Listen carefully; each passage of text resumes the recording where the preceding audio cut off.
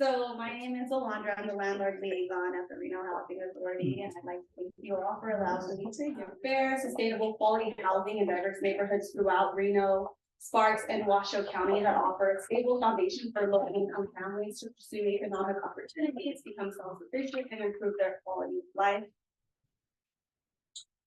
So we were created in 1943. As the Housing Authority of the City of Reno, we expanded in 1970 into Sparks and Washoe County, including Gerlach. Am I saying that right? Okay, good, because I'm not from here. And Wadsworth, Incline Village, and we have acted as a regional housing authority for nearly 50 years. In 2013, we received the moving tourist designation from HUD. And that is based on our performance and fiscal responsibility. We were one of 39 of the 3,000 housing authorities in the United States to receive it. This is based on, so what the moving to right agent designation is that HUD relies on us to develop and test innovative housing programs and policies that have been implemented throughout other housing authorities in the United States. We are the largest affordable housing provider in Washoe County. About 2 out of 3 of our residents are seniors and persons with disabilities. We also have partnered with Washoe Affordable Housing Corporation that also expands into Vegas and other parts of Nevada without interrupting Nevada Affordable Housing Authority. So most of the clients that we serve, about 68% of our clients fall within the extremely low income. This is the AMI or area of median income for 2023 to 2024. Most of the clients that we serve will fall under that first row. So without the housing authority, most of the clients that we serve would spend about 90% of their income for a roof over the heads. Because Washoe County and Reno Housing Authority exist, we're able to assist with that. So clients aren't burdened more than about 30% of their income. So like most housing authorities, but not all of them, there are 2 sides to the Reno Housing Authority. We do have permanent affordable housing through federal subsidies. We have 8 public housing sites at the agency. 3 of those are for persons with disabilities and seniors, 5 of them are families. We also have about 3,000 vouchers. 500 of those are for special purpose vouchers. Of those 3,000 vouchers, the most popular one is the housing choice voucher, which I'll get into a little bit more. And as landlords, I highly encourage you to explore the options of the guaranteed rents that come with the voucher programs. As far as the public housing sites, we do have a resident council, which is similar to a neighborhood advisory board, which gives folks an opportunity to have corporation in the sense of community.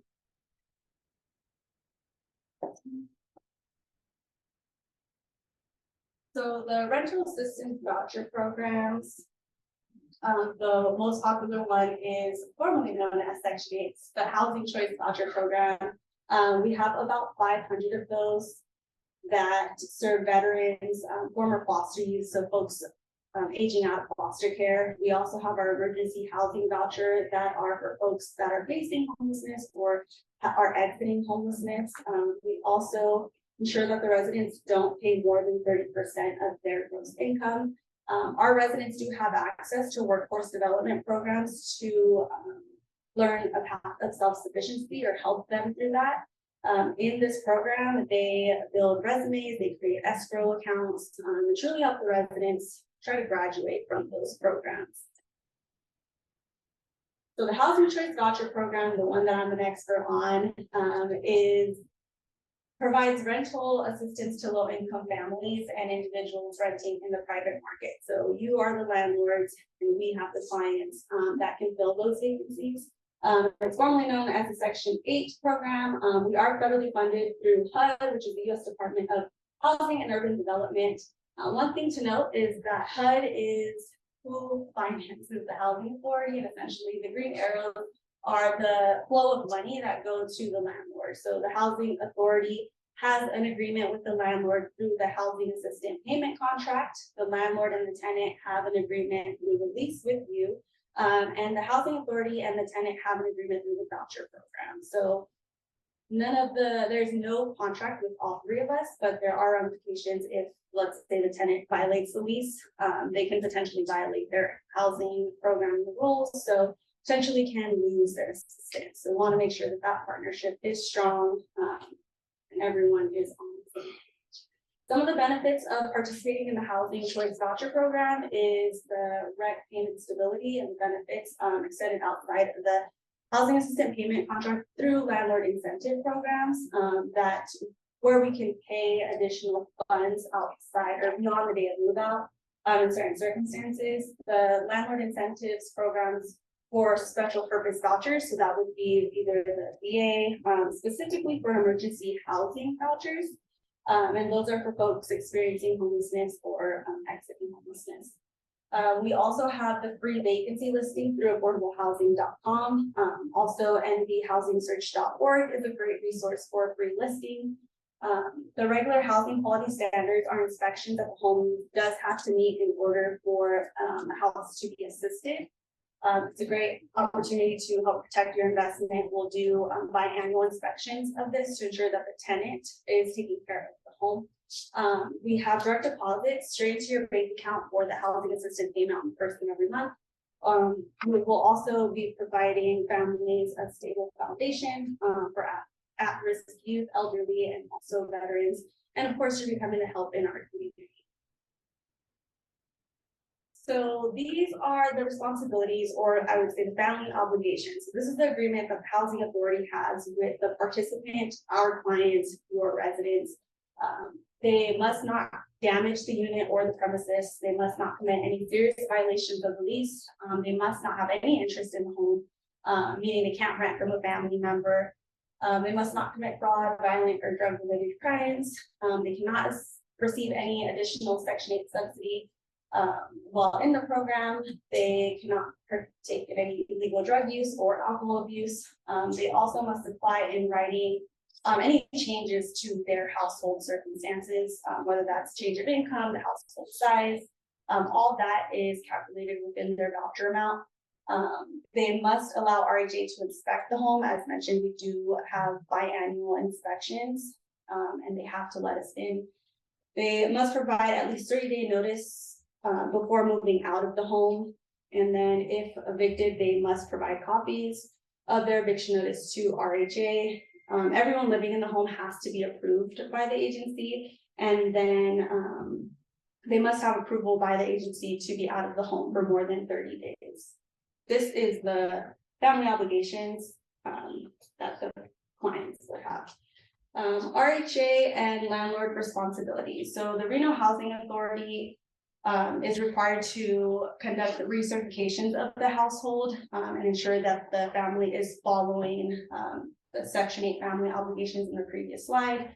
We'll do regular inspections of the unit and certify that the unit meets the housing quality standards set by HUD. The agency will also determine and pay the housing assistant payment to the landlord on behalf of the tenant. Keep in mind that we will help reinforce the lease, but we do rely on the landlord to enforce that lease, issue any violations if needed, and then the agency will come in and support the landlord in that. So are the landlord responsibilities. Of course, you are to screen your tenants before entering into a lease contract, just as you would anyone else. You must enter into the housing assistant payment, which is the HAP contract with the housing authority. Perform all necessary maintenance repairs, comply with the housing quality standards, collect the family's portion of rent, and as stated as with any rent change notices. So it is an income-based program. So as the family circumstances or incomes changes, we will send out a new breakdown of what the HAP contract is going to be. Of course, we want the landlord to enforce the lease and all addendum, and then provide RHA with any copies of any lease violations or eviction notices given to the client. As far as the movement process goes, so our clients meet with us for a new client briefing, and that's essentially the first time that they'll have their voucher. Just as clients have new client briefings, I always recommend landlords, if they haven't attended in a while or haven't attended at all, is to attend the landlord briefing, just so you kind of understand the process. And we go into much more detail of the process in our landlord briefing. But essentially the client would come to you looking to lease the home. They will have a request for tenancy approval form that you would complete as a landlord. They will of course complete your application and pass your screening criteria. Once the landlord completes the request for tenancy approval form, RIFTA, RAFTA, depending on where you're from, they will be responsible to turn that into the housing authority. RHA will determine if the rent is affordable and meets rent reasonableness. So these are two things that have to be done before we schedule an inspection. Affordability is based on the family's voucher, the utilities they're going to be responsible for. And the rent reasonableness essentially is a market comparison. What we do is we take a look at properties that are similar to yours within a 2-mile radius to ensure that the rent that you're asking is reasonable for the area. Once it meets affordability and rent reasonableness, our team will contact you to schedule an inspection. And then once the home passes inspection, the landlord and the client or tenant can enter into a 1-year contract. And it does have to be that 1-year contract initially. Landlord and the RHA will sign the housing assisted payment contract, which is known as the HAP. And then we will release the HAP payment to the landlord on our next check run, which is our payment release, typically on the 1st and the 15th. I will be the primary point of contact for you if you choose to partner with us as a landlord. So landlord incentive programs were set in place after surveying landlords. Not to say that our clients are no less likely than any market tenant to have damages, but if they do, we do have these set in place in the event the client causes damages above the security deposit. We are here to help. This has changed just recently this summer. The landlord incentive program will pay the additional month of HAP automatically in any of those 4 circumstances. So if the tenant were to pass away, the tenant moves out without giving notice, so skips out on the lease if they are evicted for cause or non-payment from an assisted unit, that can jeopardize their assistance. If the tenant is terminated from the Housing Choice Voucher Program, we will automatically pay through the end of that month and also pay the full contract rent for the 2nd month. Before, you had to request it in writing, and it would only be the portion of HAP that the housing authority is responsible for. But we've recently changed that and we'll pay the full contract rent, which will definitely help the landlord with any of the costs. The security deposit, if the client causes damages above the security deposit, we do ask that you provide us with that accounting statement. That is the only circumstance where you would be required to complete a request and also additional documentation for that payment. So some of the challenges that we are experiencing is the housing costs in the area. Also the LIHTC properties, which are some of the tax credit properties, I would say their contracts are expiring, so they might not be as affordable as they once were. We have the vacancies and landlords not participating in the program, not willing to accept the vouchers, and want to increase participation. And let's see. Oh, cut off. But we truly value the relationship we have with our landlords and those that choose to participate in the Housing Choice Voucher Program. Want to ensure that the communication with us is as easy as possible. I will be the primary point of contact for any questions that the landlord has, but our director, J.E. Neufeld, is the head of the Rental Assistance Department. Our administrator, Pia. The Housing Authority contact is listed there. We have our inspections team, Perla, our leasing agent, who will process any move-out notices from one assisted unit to the next, and also processes the RIFTAs, verifying that they're affordable and meet rent reasonableness. So there's a lot of information, but we go into much more detail on these on our monthly landlord briefings.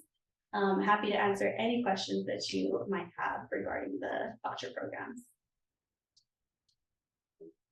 I have a question. Do you guys have specific areas that you focus in, or is it anywhere in Reno? Like if let's say I had a rental property and I'm like, I might wanna participate in this, how does that?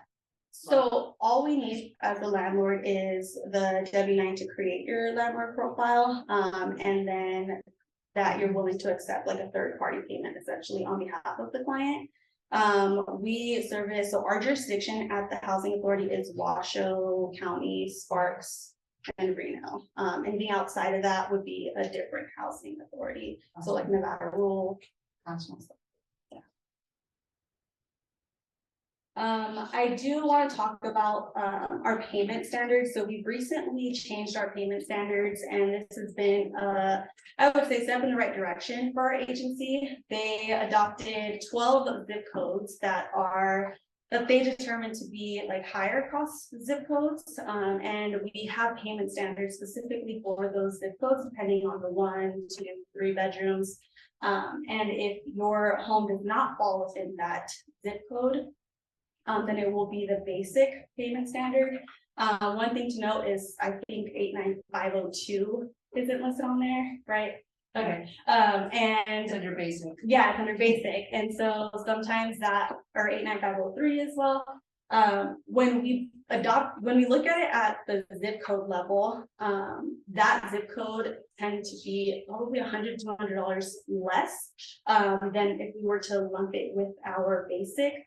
So we try to accommodate like the increased costs of rents to ensure our clients have a diverse locations to find a home. That way they can choose to live close to, let's say, medical care, the schools of their choice, friends and family.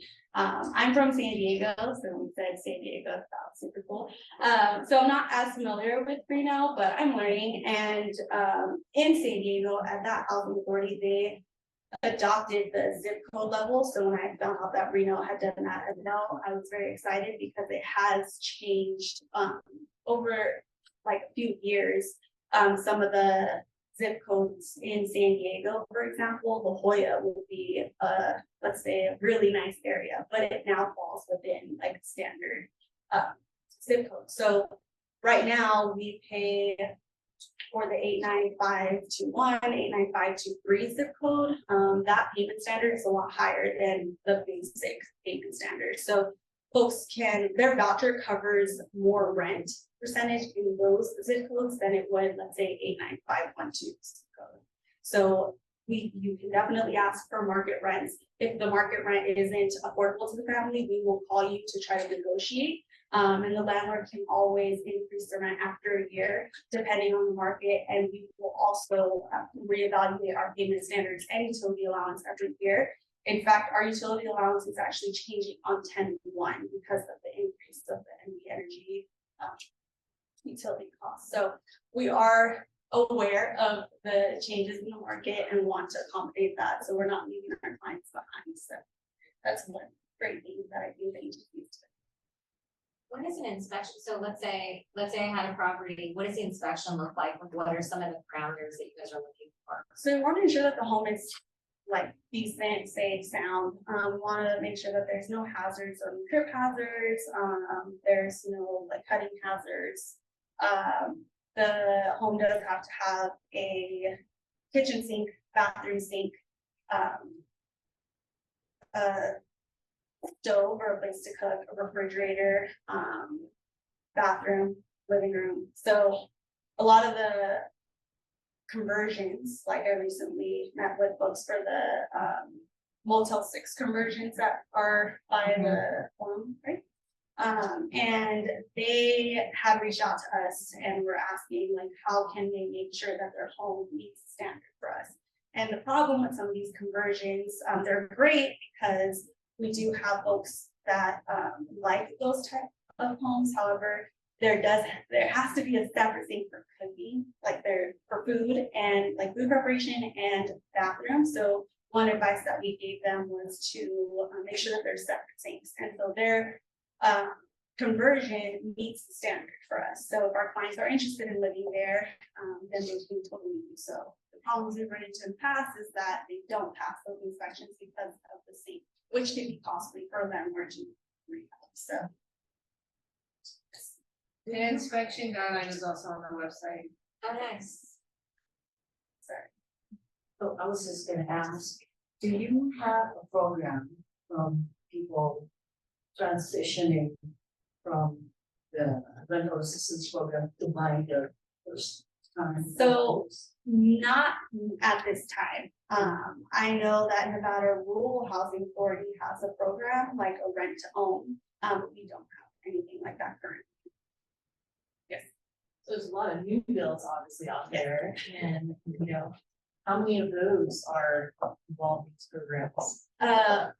When you say new builds, is there anyone that comes to mind? I have general contracts that I can think of, but I guess my big question is, it sounds like this kind of program sounds like it's suited more for those that are rehabbing buildings that are already there or have had them for a while.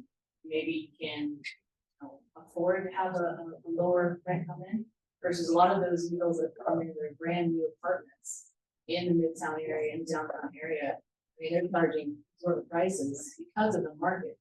On these multi-family units. How many of those are you partnering with? So would you be able to give me an example of which? Pretty much any of them right now. Let's say off 4th Street, there was some nice new ones put up there. Or you go down to Midtown off of Virginia, California, they have brand new ones right there. Yeah. Any of those that you just go and see that are brand new. I'm So, assuming they're not partnering up with you. so right now, there's no like source of income protection in Nevada, whereas I'm from California, we have to accept the voucher, right? And I wouldn't, so our payment standard is a great baseline. And that is a great place to start because most of our clients tend to fall within our payment standards. However, there are clients that do have income that are assisted and can afford more. So though the percentage of those clients are very low, but they're more likely to have access to lease in the homes that are more than our payment standards. So it's not always a no for those clients, it's just depending on if they walk through that door and that member is willing to accept them. Yeah. Right, so it's not so much that we can partner with anyone, but if they're not willing to accept the client because of their assistance, then it's not something that we can send them to. Yeah. But our payment standards are on our website. And like I said, they go into zip codes, and we could probably do that if you have that, but I have a flash drive with those payment standards that I can, HA, yeah, Reno HA. New builds in Sun Valley. So the houses. The ones on 4th Street, yeah. The church, the new buildings, that's what they should be asking about, right? New builds. In Midtown, right? Well, all over. I mean, I'm Yeah. just curious because it sounds like it's very expensive. I mean, obviously, it's very expensive to do new builds and then turn around and partner with the government, right? Right. So I'm just curious if how you guys are doing with that new construction that's coming into Reno. Cause there's a lot of it, yeah. Because there's a lot of it. Right, there are, so the properties in Sun Valley, when when the investor was originally looking, at potentially partnering with our agency, we ran a few numbers, and based on the rent that they were asking, I pulled a report of all the current shopping clients, right? And so the rent that he was asking, I could get about 3% of our clients. And the part of that and the challenge is that I can give this client all the resources, all the availability in the area, but if they choose to leave somewhere else, that's their choice, right? So I did that new build, it's a great home, but it has to fall within their voucher amount. And if it doesn't, it might not work. So let's go down to the rental assistance for residents. Rental assistance.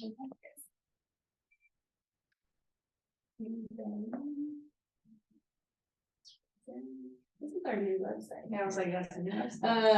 Voucher payment standards. Okay, so these are payment standards. The basic, can everyone see this okay? Yeah, they're really small. So there are higher paying zip codes. And this was released in November. And I'm curious to see what they'll release again. They haven't mentioned anything so far, just the changes in our utility schedule. What we would do is the voucher is determined based on that family. So a rule of thumb for us is an adult cannot share a room with a minor. So if there's a mom and minor, they will most likely be issued a 2-bedroom voucher. That's not to say that the mom and the minor cannot lease a 3-bedroom. The problem would be that the 3-bedroom home needs to fall within their voucher amount. So when we call you to negotiate the rent, one thing to keep in mind is what side, like the first question you should ask is, are they trying to lease up, right? So, and I try to educate the landlord as much as possible. Obviously, I know that we want to try to get as much of the market rent for your need as an investor, and also try to help families. Sometimes it works, sometimes it doesn't, and that's okay. But of course, we want to try to achieve the highest rate possible. For, let's say, the higher paying zip codes, like 89521, for a 1-bedroom, the housing authority can pay up to 1870. That is if all the rent includes all the utilities. If it doesn't, depending on the utilities that the family is going to be responsible for, we will deduct the 1-bedroom utility cost of the utility allowance schedule. So let's say the family is going to be responsible for all the utilities. We're going to deduct $100 from that to ensure that they have enough funds set aside to pay those utilities. And the most we would pay for that home now would be like $1770. So keep in mind, this is like I said, a step in the right direction for the agency, because before they only had the basic payment standards. Now it's expanded, and based on my experience from back home, this only can do good for our clients and of course landlords that couldn't tap into the higher voucher amounts because the housing authority couldn't cover that. And so one of the biggest selling points for us, I would say, is the guaranteed rent payments, and the more the housing authority can cover within these payment standards, the better for landlords. What if a family has 2 kids, does each kid get their own bedroom? No, Or it's 2 people per bedroom, except for minors? except for the adult and the minor cannot Oh. share a room. Yeah. So there's 2 adults or 3 adults in the household and 1 minor, they'll most likely be 3 bedrooms. Right. How many years do people typically stay in the program? Or can they stay forever? So it depends. Every household is different. Most of our clients are seniors and persons with disabilities. Some are in our public housing sites, some would transfer into the housing choice voucher, where they have the choice to lease where they would like in the private market.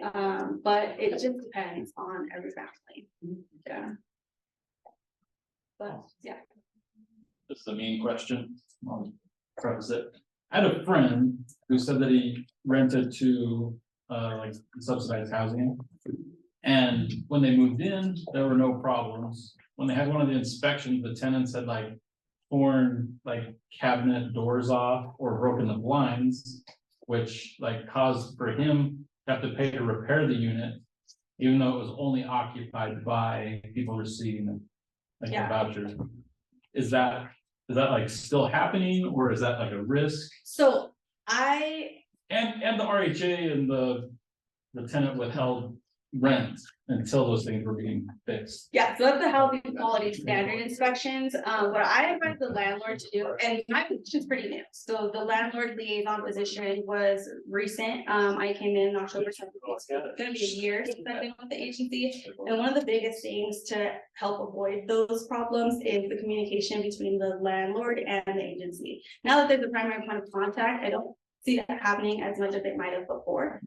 Because if there is an issue in the household, the landlord will contact me and then I will let them know, send me a lease violation. And in that aspect, if they're violating the lease because they're damaging the property or causing additional maintenance work, right? Then the landlord can issue a lease violation and that can negatively impact the client. I think it just came up through the inspection, like it wasn't through the RHA's inspection, and they got a notice saying, hey, we're not paying rent until you fix these things, and they were like broken blind, cabinet door ripped off. Yeah. There wasn't a problem when they moved in and did the initial inspection. Right, and it wasn't until after they Yeah. took possession that they found those.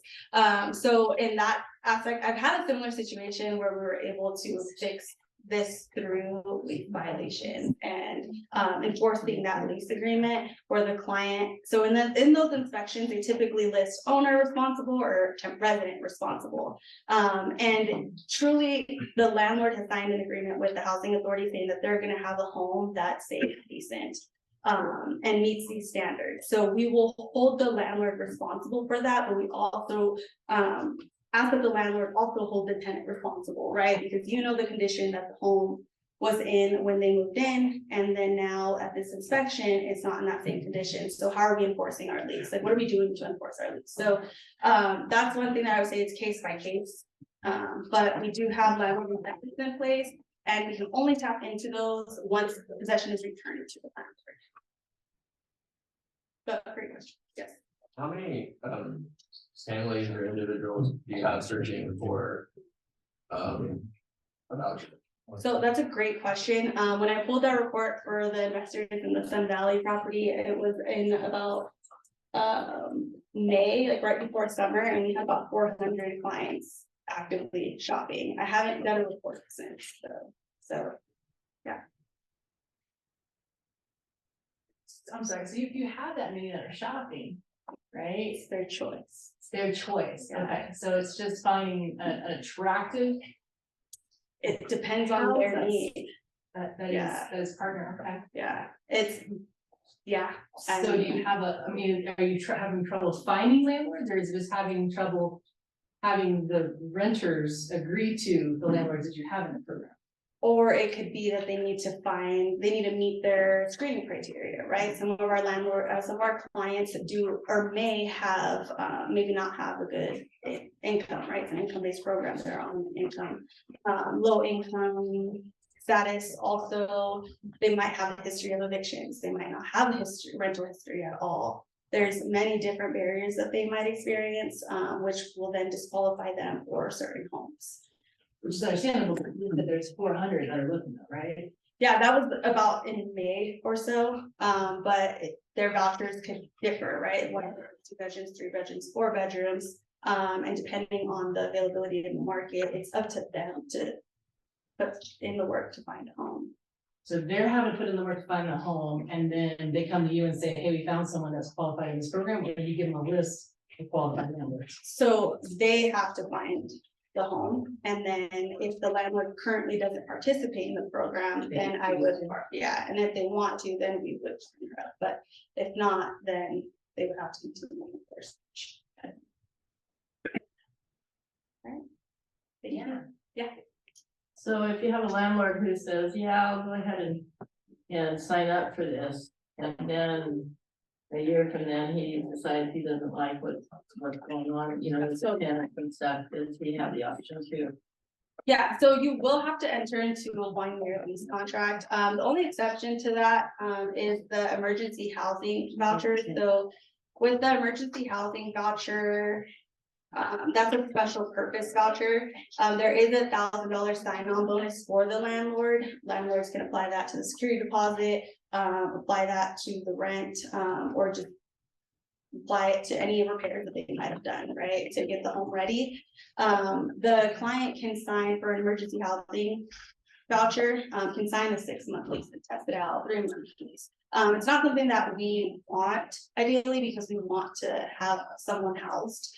But that is an option for only the emergency housing vouchers. Those are the folks exiting homelessness or that have been homeless and are transitioning into a home.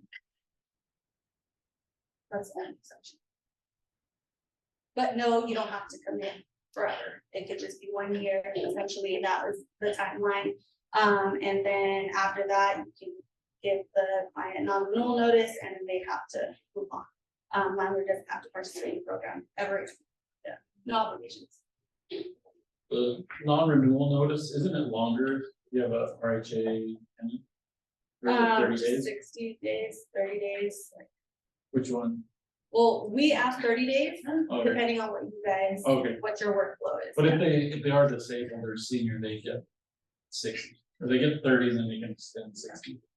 Yeah, I'm not too familiar with that process, but we're flexible as far as the move out date, but it just depends on need. Yes. The rental rate, is it typically, in other places it's different, it's always higher than the market, is it the same? It's low. It's lower. It's based on. It's based on that chart. So are the zip codes, sorry. Yeah. So like right now, I rent in 89502, which you said was basic, 1 bedrooms for 1,400. And it's So about 1256. Yeah, 68% of our clients will have about this voucher. So the other percent may qualify for that home because they can afford more. So him renting And the then- home. And then that includes utilities, so it's not. Yeah. So if you don't include utilities, that amount goes down by whatever utilities would cost for that size unit. Right. So what I tell the landlord is if your rent is $1,000 and the family is responsible for all utilities, whatever that utility allowance is, add it to your rent. And now your rent's $1,200. When that family approaches you with assistance, they need to have a voucher of no less than $1,200. Otherwise, that home will automatically not be affordable to them. But one thing that I tell new landlords is if a client approaches you, call me, let's run some estimates, run some numbers. Is it something you want to entertain or not, right? If you have to negotiate the rent, keep in mind that once that year lease is up, increase the rent to market rate, right? We'll renegotiate, we'll reevaluate the market. All we look for is rent reasonableness. What is in the area? Is the rent reasonable for that area? And we use affordablehousing.com to do our rent reasonableness test.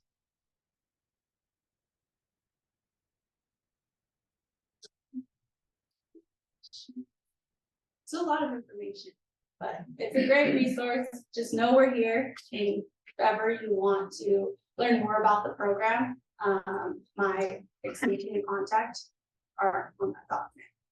So I'm just looking at the zip codes and the bedrooms and whatnot. I think the answer is it depends.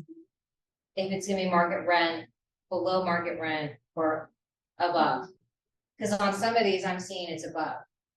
So it's gonna be specific to the area. It looks like they Bigger ones. requested for some. Just ones that- So. Yeah, the big- smaller ones. not this- Yeah, and I always say, write what you want to get, right? And then Yeah. we will negotiate if it's not affordable with you first. And if that doesn't work, then it's just not a good fit, right? But just because one family doesn't work doesn't mean another family. Right. Yeah, and so some families are okay with sharing their voucher amounts, some aren't. There are landlords that want to max out their vouchers, so.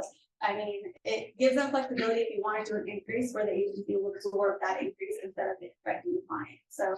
Nice. That's the goal. The goal is for us to pay the rent. Guaranteed. When you calculate income, do you include like food stamps, So, any other sources of? the housing specialist, at the agency will take all of the family's income into consideration, including any of the additional assistance that they might receive. So if they say, well, I can afford more, something's off, right? So we take into consideration any jobs that they might have. And if, let's say, they move up and lose their job, we will refer them to workforce development to help them either build their resume or help find another job, right? But it's good to stay within the payment standards because we can pay up to this amount.